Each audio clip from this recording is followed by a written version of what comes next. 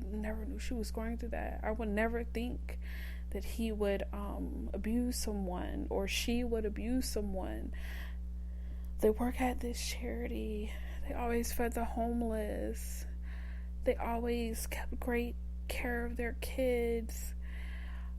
They're always so sweet. They prayed with me. They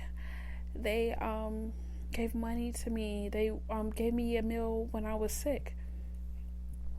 This is to plant a bed and a persona of charity, love, and compassion. So when the victim finally decides to stand up, they seem like this crazy person that is just out of their mind, unhinged, because guess what? He paid my car note off. They would never do anything like that. So they plant seeds in the community to be as if they're a saint, but they are beyond a monster behind closed doors. And I feel like that is one of the biggest deceptions of an abuser.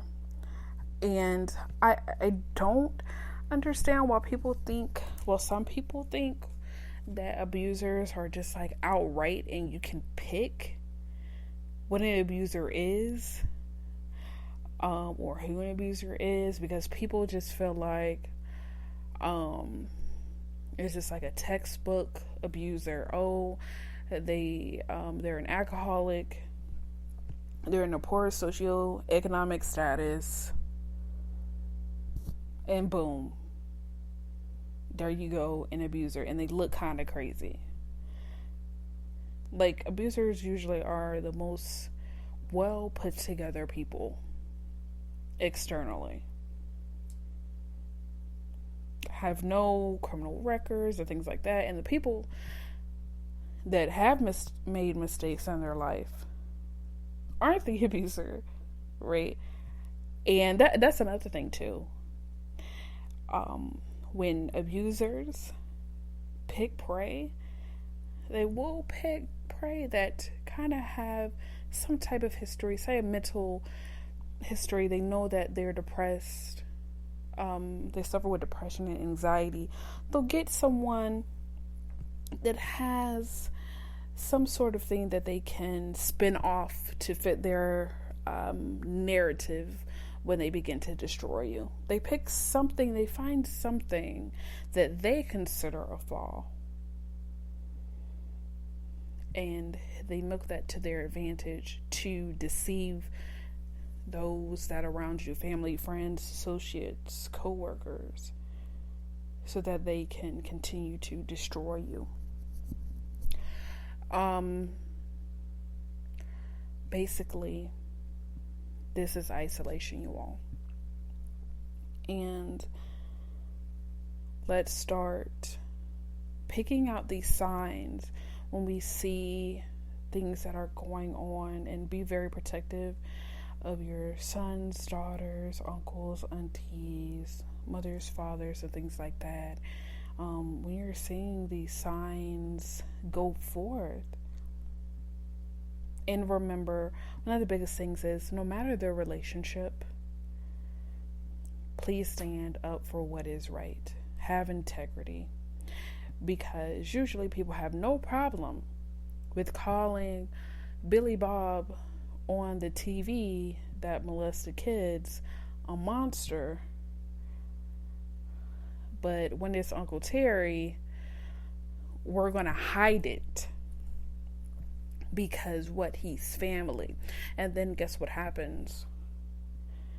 The victim feels invalidated, as if my voice doesn't matter. It doesn't matter. I don't matter.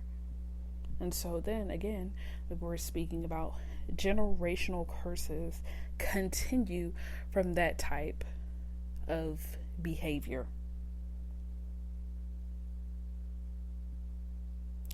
So make sure, and it's hard to come to that reality, to actually stand for someone when someone has a biological or a close relationship with you, but you have to stand up for what's right, because you assist the abuser in creating a generation of pain.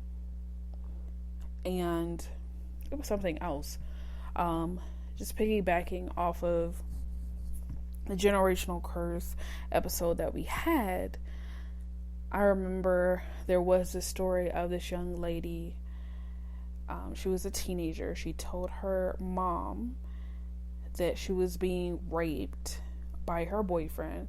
And she was like, "Girl, you're fine. I was raped too." Minimizing abuse, rape, molestation, anything of that sort is unkind, and it is affecting our generations.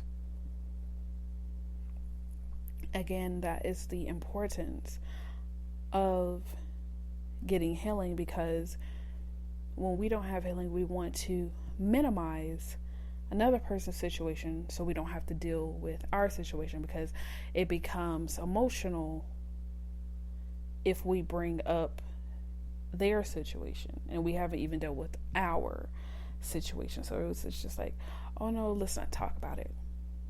And that's the thing with abuse. Let's not talk about it. It makes me feel uncomfortable. And another thing is, a lot of people worry about ruining the abuser's reputation or what have you. And the thing is, we truly have to worry about the victim's life.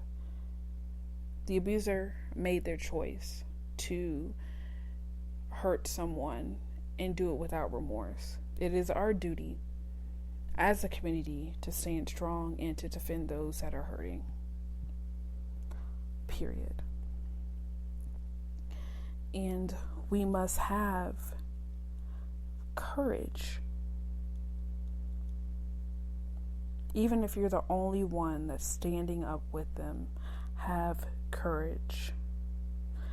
And so we're just going to go into, and we're going to close with Deuteronomy 31:6. Be strong and of good courage. Do not fear nor be afraid of them. For the Lord your God, He is the one who goes with you. He will not leave you nor forsake you. So, as a victim, survivor, thriver, or someone that's assisting a victim on their journey, have courage regardless of the cost, because God is with you. He is walking with you.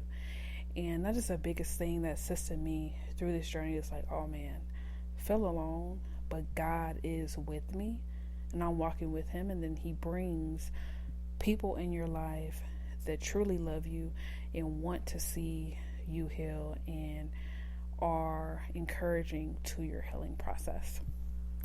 So, love you guys. Thanks for joining us this week on Abuse Exposed. Make sure to subscribe to our show in Apple Podcasts and other social media platforms at Abuse Exposed so you never miss a show. While you're at it, if you found value in this show, we'd appreciate a rating on Apple Podcasts. Or if you'd simply tell a friend about the show, that would help us out too. Thanks for being a part of the community.